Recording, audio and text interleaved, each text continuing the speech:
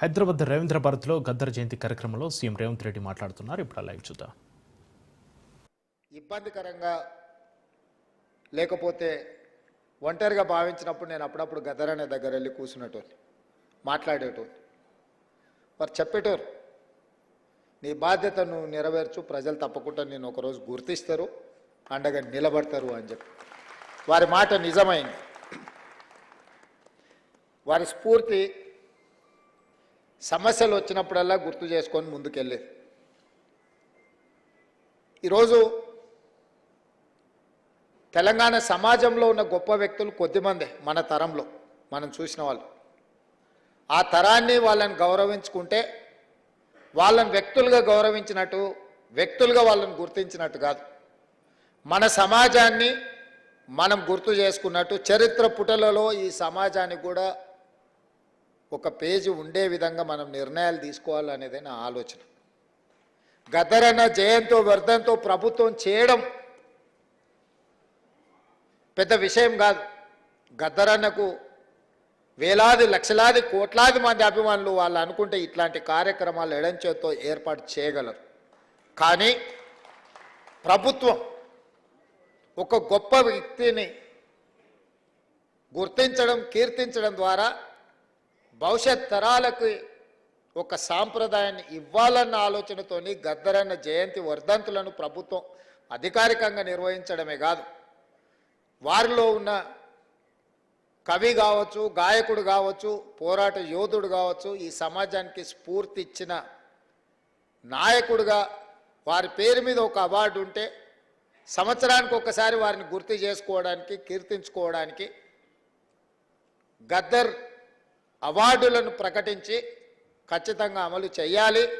ఆ బాధ్యత మీరు తీసుకోండి అని చెప్పి మా ఉప ముఖ్యమంత్రి మిత్రుడు బట్టి విక్రమార్క గారికి నేను బాధ్యత అప్పచెప్పాను. ఎందుకంటే బాధ్యత తీసుకున్న వాళ్ళు కూడా దాన్ని బాధ్యతాయుతంగా నిర్వహించినప్పుడే ఆ పనికి ప్రాధాన్యత ఉంటుంది. అదేవిధంగా వారు చనిపోయినప్పుడు నాకు బాగా గుర్తుంది. నేను ఎక్కడో ఉన్నా, గద్దర్ అన్న ఆరోగ్యం విషమించింది అని చెప్పి టీవీలలో వస్తే నేను ఒక ఫోన్ చేసి అక్కడ హాస్పిటల్ వాళ్ళని అడిగిన, ఏంది పరిస్థితి అని. లేదండి, వారు తుది శ్వాస విడిచిండ్రు, మేము అధికారికంగా ప్రకటించడానికి మాకు ఇంకా కొన్ని కార్యక్రమాలు ఉన్నాయి అని చెప్పాను. హుటాహుటి నా కార్యక్రమం రద్దు చేసుకొని అమీర్పేట హాస్పిటల్కి నేను అక్కడికి వెళ్ళిన. అక్కడికి వెళ్తే సూర్యం కుటుంబం దుఃఖంలో ఉండ్రు. కొద్దిమంది అభిమానులు, ఎందుకంటే ఆ వార్త ఎవరికి పెద్దగా చేరలేదు. ఆనాటి ప్రభుత్వం పోలీసులను దించిండ్రు, పోలీసు వాహనాలు అన్నీ వచ్చినాయి, రోడ్లు క్లియర్ చేస్తుండ్రు. అన్న శవాన్ని అంబులెన్స్లో తీసుకెళ్ళి వాళ్ళ ఇంటి దగ్గర పెట్టి సాయంత్రానికంతా వారి దహన సంస్కారాలు పూర్తి చేసి, గద్దర్ అన్న పుట్టిండు, గద్దర్ అన్న గలం విప్పిండు, గద్దర్ అన్న పోరాటం చేసిండు, గద్దర్ అన్న ఈ సమాజానికి ఎంతో సేవ చేసిండు, గద్దర్ అన్న మరణం ఈ సమాజానికి తీరని లోటు అని సమాజానికి చేరకుండానే ఈ కార్యక్రమాన్ని పూర్తి చేసి చేతులు దులుపుకోవాలన్న ఆలోచన ఆ రోజు చేసింది. నేను సూర్యంతో మాట్లాడినా, ఏం జరుగుతుంది సూర్యం అని. అన్న నాకైతే ఏం ఆలోచన వస్తలేదు, నాకేం తడతలేదు, మీరు ఎట్లా చెప్తే అట్లా అన్నాడు. సరే మంచిది ఉండని నేను ఎంబడే కమిషనర్ గారికి వీళ్ళకి అధికారులకు మాట్లాడుతూ కూడా, లేదు సార్ వారి ఇంటికి తీసుకెళ్ళి సాయంత్రం రాత్రి లోపల దహన సంస్కారాలు చేయాలని అప్పుడు నిర్ణయించుకొని సూర్యంకు చెప్పి, లేదు గద్దర్ అన్న ఒంటరి కాదు, గద్దర్ అన్న ఒక్కడు కాదు, గద్దర్ అన్నకు మనం అందరం ఉన్నాం, గద్దర్ అన్న ఈ తెలంగాణ సమాజం 4 కోట్ల ప్రజలకు సందర్శనార్థం. ఎన్టీ రామారావు గారు చనిపోయినప్పుడు ఎల్బీ స్టేడియంలో ప్రజల సందర్శనార్థం పెట్టినప్పుడు, గద్దర్ అన్న మరణించినప్పుడు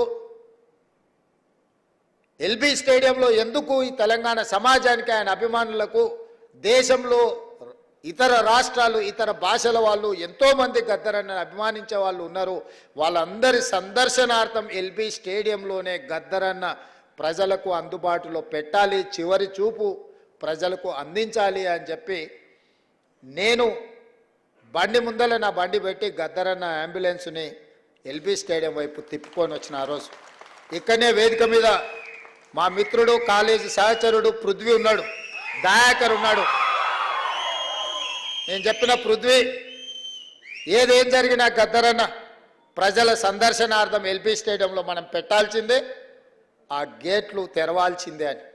ప్రభుత్వం గేట్లకు తాళాలు వేసి పెట్టింది లోపలికి వెళ్ళకుండా. నేను కమిషనర్ గారికి చెప్పిన, గౌరవంగా మీరు తెరిస్తే మీకు గౌరవం ఉంటుంది, లేకుంటే గేట్లు బద్దలవుతాయి, అనవసరంగా దీన్ని రాద్ధాంతం చేయకండి అని చెప్పిన.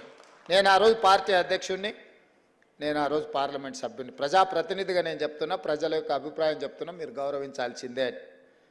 వాళ్ళు మీన మేషాలు లెక్క పెడుతుంటే ఆ తాళాలు తెరిపించి అంజన్ కుమార్ యాదవ్ని అందరినీ, సిటీలో ఉండే శ్రేణులు అందరినీ కూడా అక్కడికి పిలిపించి తెరిపించి అక్కడికి అంబులెన్స్ తీసుకెళ్ళి అక్కడ పెట్టి అక్కడనే టెంట్ వేసినాం, అక్కడనే కూర్చేసినాం, అక్కడనే బెంచ్ తీసుకొచ్చినాం, అక్కడనే ఏర్పాట్లు అన్నీ అప్పటికప్పుడు చేసి గద్దరన్నని అక్కడ పెట్టి రాత్రి మొత్తం మేమందరం అక్కడ నిలబడి తెల్లారి ప్రజలందరూ లక్షలాది మంది వచ్చి గద్దరన్నను చివరి చూపు చూసి ఆయనతోని వాళ్ళకున్న అనుబంధాన్ని, మధుర స్మృతులను గుర్తు చేయడమే కాకుండా కవులు ఆయన స్ఫూర్తితోని కవులు, కళాకారులుగా, గాయకులుగా రాణించిన వాళ్ళందరూ ఆయనకు నివాళులు అర్పించడానికి వాళ్ళు పాడిన పాట అక్కడి నుంచి మేము పాదయాత్రలో వారి చివరి శవయాత్రలో మేమందరం నడుచుకుంటూ పాల్గొని ఒక వీరుడు మరణించిన ఆ స్ఫూర్తి మనలో ఉంటుంది అని చెప్పి ఆ రోజు వేలాది లక్షలాది మంది ఆ చివరి అంతిమయాత్రలో పాల్గొని గద్దరన్న దహన సంస్కారాలు నిర్వహించిన ఒక గొప్ప వ్యక్తి, సమాజానికి స్ఫూర్తినిచ్చి లక్షలాది మంది యువకులను సమాజాన్ని పట్టి పీడిస్తున్న సమస్యల మీద పోరాటాన్ని అందించిన, స్ఫూర్తినిచ్చిన గొప్ప సిద్ధాంతకర్తగానే గద్దరన్నను చూడాలి. ఆ సిద్ధాంతం నాకు నచ్చిందా నచ్చలేదా, సిద్ధాంతంతో నేను విభేదించినా లేకపోతే అనుకూలించిన అనే చర్చ కాదు. గద్దరన్న ఒక సైద్ధాంతిక కట్టుబాటుతో వారు జీవితం చివరి వరకు, ఆఖరి రక్తం బట్టు వరకు, చివరి శ్వాస వరకు వారు కొనసాగించారు. మనం విభేదించి ఉండొచ్చు, విభేదించినంత మాత్రాన ఆ సిద్ధాంతం ఉండకూడదన్న ఆలోచన ఎవరికైనా వస్తే అది తప్పు. 100% నేను ఖండిస్తున్నా. విభేదించిన సిద్ధాంతాన్ని కూడా చర్చలో పెట్టడమే ప్రజాస్వామ్యము. ఈరోజు చట్టసభలల్లో అన్ని రాజకీయ పార్టీలతో పాటు అన్ని రకాల సిద్ధాంతాలకు సంబంధించిన వ్యక్తుల ప్రాతినిధ్యాన్ని డాక్టర్ బాబాసాహెబ్ అంబేద్కర్ గారు అనుమతి ఇచ్చిండ్రు అని అంటే ఆ స్ఫూర్తితో ముందుకు వెళ్ళాలి. అందుకే కేంద్ర ప్రభుత్వం పద్మభూషణ్, పద్మశ్రీ అవార్డులను ప్రకటించాలని రాష్ట్ర ప్రభుత్వాన్ని తెలియజేసినప్పుడు వ్యక్తిగా కాదు, తెలంగాణ రాష్ట్ర ప్రభుత్వంగా ఈ భారతదేశం యూనియన్ ఆఫ్ స్టేట్స్ ఏ ఒక్క వ్యక్తి యొక్క రాజ్యం కాదు, రాజ్యాధికారం కాదు. ప్రజలు ఎన్నుకున్న ప్రజా ప్రభుత్వాలు, రాష్ట్ర ప్రభుత్వాలు కూడితేనే కేంద్ర ప్రభుత్వం. రాష్ట్రాలుగా ఎవరికి వాళ్ళం విడిపోతే కేంద్రం అనేది మిథ్య, కేంద్ర ప్రభుత్వం అనేది మిథ్య. ఆ వ్యక్తులు గుర్తుపెట్టుకోవాలి. రాష్ట్రాల కలయికనే కేంద్రము ఈ దేశం. రాష్ట్ర ప్రభుత్వాలకు సంబంధించిన మేము ప్రభుత్వ అభిప్రాయంగా మా తెలంగాణ సమాజాన్ని, ప్రజలను స్ఫూర్తిని అందించి గొప్ప ఆదర్శంగా నిలబడ్డ వ్యక్తులకు అందించే పద్మభూషణ్, పద్మశ్రీ అవార్డు ఇవ్వవలసిందే. దానికి ముందు వరుసలో ఉండేవాడు గద్దరన్న. వారితో పాటు చుక్కా రామయ్య గారిని, అందశ్రీని, మిత్రుడు గోరెట వెంకన్నను, జయతీర్ తిరుమలరావు గారి పేర్లు నేను ప్రతిపాదించిన. ఇందులో ఏ ఒక్కరూ మా పార్టీ కార్యకర్త కాదు, నాయకుడు కాదు, కాంగ్రెస్ పార్టీ సంబంధం లేనోళ్ళు. మిత్రుడు గోరెట వెంకన్న ఇప్పుడే చెప్పాడు. నాకు కొంచెం ముఖ్యమంత్రి గారిని చూస్తే ఏందో ఈ వేదిక మీద ఉన్నా ఉండకపోయినా ఎట్లా అని. 14 నెలల్లో ఏ రోజు కూడా గోరెట వెంకన్న వచ్చి నన్ను అడిగింది లేదు, నన్ను కలిసింది లేదు. అయినా వారి సమాజానికి అందించిన సేవల్ని దృష్టిలో పెట్టుకొని వారికి కూడా తెలియదు నేను లేఖ రాసిన సంగతి. నాకు తెలిసి పత్రికలలోనే మాట్లాడినప్పుడే వారికి ఏదైనా ఐడియా వచ్చిండదు. వారికి సమాచారం కూడా ఇవ్వలేనే.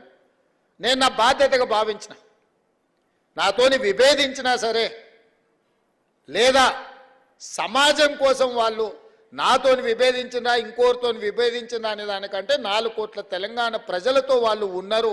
ఆ ప్రజలతో మమేకమైన వాళ్ళను గుర్తించాలి, వాళ్ళని గౌరవించాలన్నదే ఆలోచన. నాతో ఉంటేనే ఇస్తాం, నాతో లేకపోతే ఇవ్వమనే విధానం మంచిది కాదు అని బలంగా నమ్మి వాళ్ళ పేర్లు ప్రతిపాదించిన.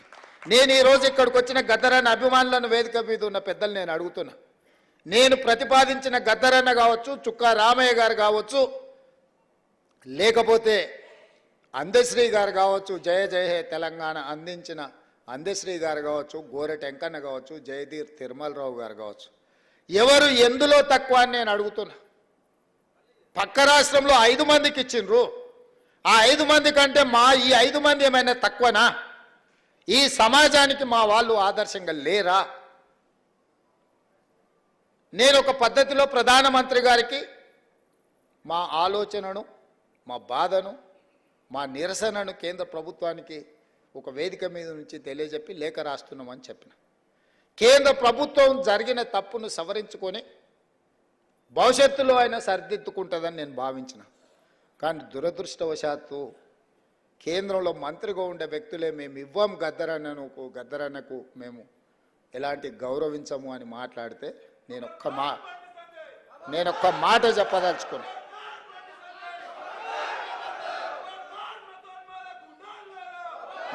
మాట చెప్పదలుచుకున్నా. మళ్ళొక్కసారి మీరు మీ పార్టీ గద్దరన్నకు వ్యతిరేకంగా గద్దరన్న గౌరవాన్ని కించపరిచేటట్టు మాట్లాడితే మీ పార్టీ ఆఫీసు ఉన్న ప్రాంతానికి గద్దరన్న పేరు పెడతా. నీ పార్టీ కార్యాలయం అడ్రస్ రాసుకోవాలంటే గద్దరన్న గల్లీ అని రాసుకునేటట్టు చేస్తా బిడ్డ మిమ్మల్ని. మీరు అనుకోవచ్చు ఏం చేస్తాడు ముఖ్యమంత్రి, అవార్డులు మా దగ్గర ఉన్నాయి కదా, పద్మభూషణో పద్మశ్రీ ఇచ్చేది మేం కదా అనుకుంటున్నావు. కానీ నీ పార్టీ ఆఫీసు గద్దరన్న రాష్ట్రంలో ఉంది, ఆ సంగతి మర్చిపోవద్దు. నీ పార్టీ ఆఫీసు ఉన్న ప్రాంతానికి ఆ కాలనీకే గద్దరన్న పేరు పెడితే అప్పుడు ఎవరు పేరు రాసుకుంటావు?